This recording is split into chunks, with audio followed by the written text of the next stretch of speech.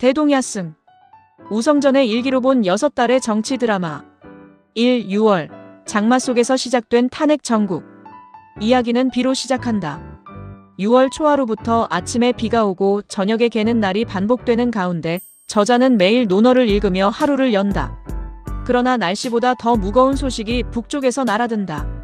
함경도 경성 오촌보 봉수대에서 봉수군 2명이 여진족에게 잡혀갔다는 보고를 시작으로 니탄계라는 여진 추장이 만여 명의 군사를 이끌고 국경을 위협하는 사건이 연이어 전해진다. 오랑캐가 민가에 불을 지르고 봉수대 병사가 화살에 맞고 회령이 포위될 것이라는 협박까지 들려오니 조정박 변방은 이미 전운에 휩싸여 있었다. 그런데 정작 조정안을 뜨겁게 달군 것은 외적이 아니라 병조판서 이이의 거취 문제였다. 임금이 불러도 병을 핑계로 나오지 않았다는 이유로 양사 사헌부 사간원이 이이의 파직을 청하기 시작한다. 6월 17일, 이이는 마침내 긴 상소를 올려 스스로를 변론한다. 선비는 예로서 나가고 의로서 물러가는 것이라며 자신의 죄가 있다면 죽음도 달게 받겠다고 격정적으로 아른다. 이의 선조는 오히려 이이를 강하게 두둔하며 지난날 대간의 말은 근사하지도 않다고 일축한다. 그러나 대간들도 물러서지 않는다. 이이가 대궐뜰에서 임금의 부름에 응하지 않은 것을 권력을 마음대로 휘두르고 임금을 업신여긴다는 극언으로 몰아세우자 선조는 6월 20일 긴 비만기를 내려 정면으로 반박한다. 청권만상은 신하로서 극한 죄인데 그런 이름을 붙이려면 분명히 근거를 밝혀야 하지 않겠는가라며 대간들이 겉으로는 공론을 내세우면서 실은 사사로운 감정으로 사람을 몰아붙인다고 질책한 것이다.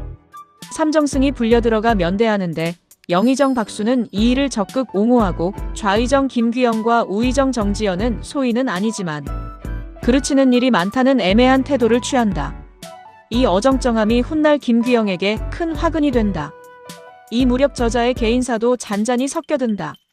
생원허절이라는 인물이 아버지의 만류에도 불구하고 성혼의 집에 드나들며 상소를 올리려다 번번이 저지당하는 일화, 그리고 6월 내내 계속되는 큰 비 속에서도 하루도 빠짐없이 논어를 읽어나가는 저자의 성실함이 대조적으로 그려진다.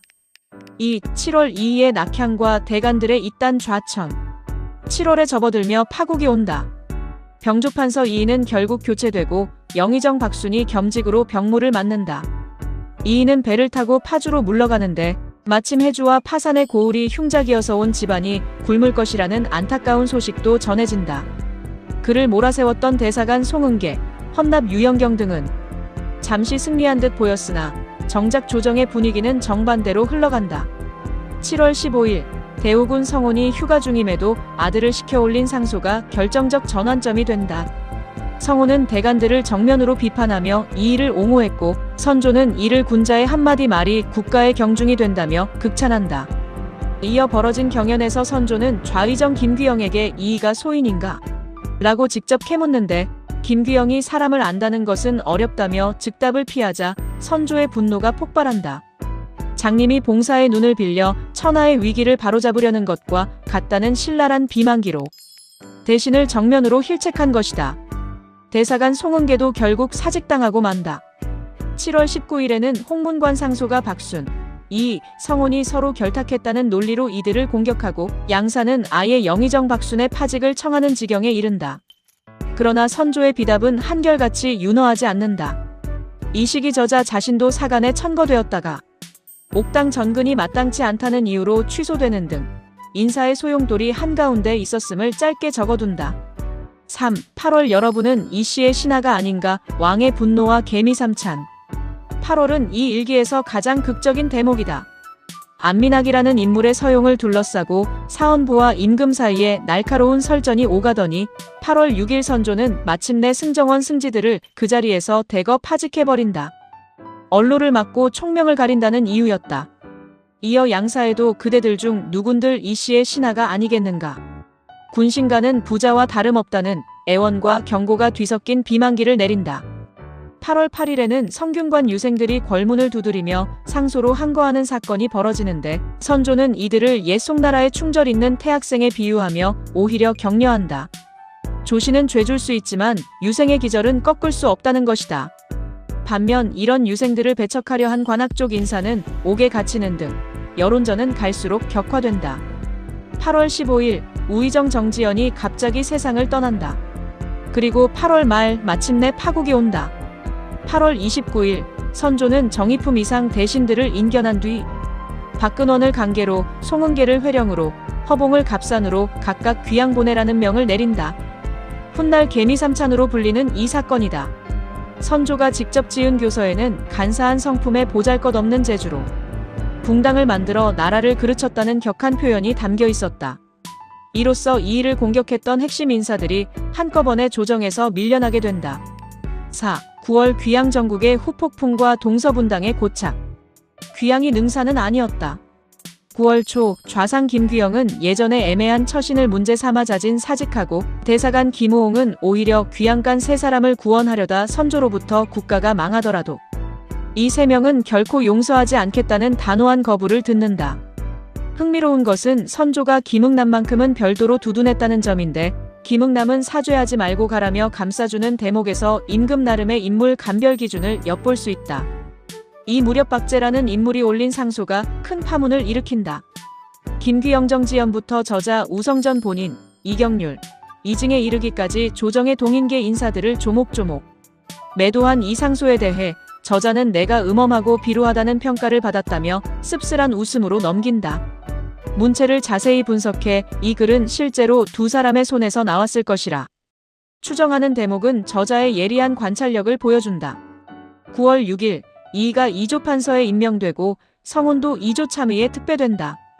이제 서인 세력이 인사권까지 장악한 셈이다. 반면 정철을 둘러싼 갈등도 불거지는데 간원에서 정철을 고집세고 편협하며 사감을 풀려 한다고 공격하자 선조는 정철을 전상의 맹호에 비유하며 강하게 옹호한다.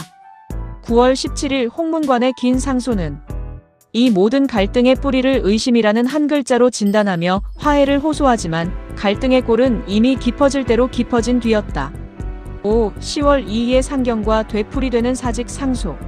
10월 이이는 임금의 간곡한 부름에 못 이겨 다시 상경길에 오른다. 내가 그대 오기를 기다리는 것이 배고프고 목마른 것 이상이라는 선조의 비답은 두 사람 사이의 깊은 신뢰를 짐작케 한다. 그러나 이이 스스로는 이조판서, 대제학의 중책을 계속 사양하려 하고 성운 역시 병을 이유로 상경을 미루는 등 밀고 당기는 모습이 반복된다. 10월 17일 기록은 특히 흥미롭다. 저자가 전해 들은 이이의 말들을 그대로 옮겨 적었는데 이이는 송은계 박근원은 나쁜 마음이 없다고 할 수 없지만 허봉은 그저 경망할 뿐이라며 오히려 관용을 베풀 것을 청했다고 한다. 10사람이 함께 일하다 3사람이 죽으면 나머지 7도 두려워하지 않겠는가라는 이이의 비유는 정적을 대하는 그 나름의 현실 정치적 감각을 보여준다. 반면 여의가는 되고 싶지만 범중엄은 되지 못한다는 말이나 10명의 살인만 보호하면 나머지는 죽어도 상관없다는 전언은 저자의 붓끝에서 은근히 비판적으로 그려진다. 6. 11, 12월 잦아드는 파고, 그러나 남은 앙금. 늦가을과 겨울로 접어들며 전국은 표면적으로 진정 국면에 들어선다. 인사이동 기사가 촘촘히 이어지고 저자 자신도 사성, 사홍정 등의 벼슬을 오가며 일상으로 돌아간 듯하다. 동생들과 함께 심경과 논어, 소학을 강독하는 화목한 가족 풍경도 이 시기에 자주 등장한다. 그러나 갈등의 불씨는 완전히 꺼지지 않았다. 11월 해주 유생박추의 상소가 다시 한번 동인계 인사들을 대거 거론하며 파문을 일으키고 저자와 홍운 역시 그 명단에 이름이 오른다. 12월 23일 기록은 이 갈등의 축소판을 보여준다.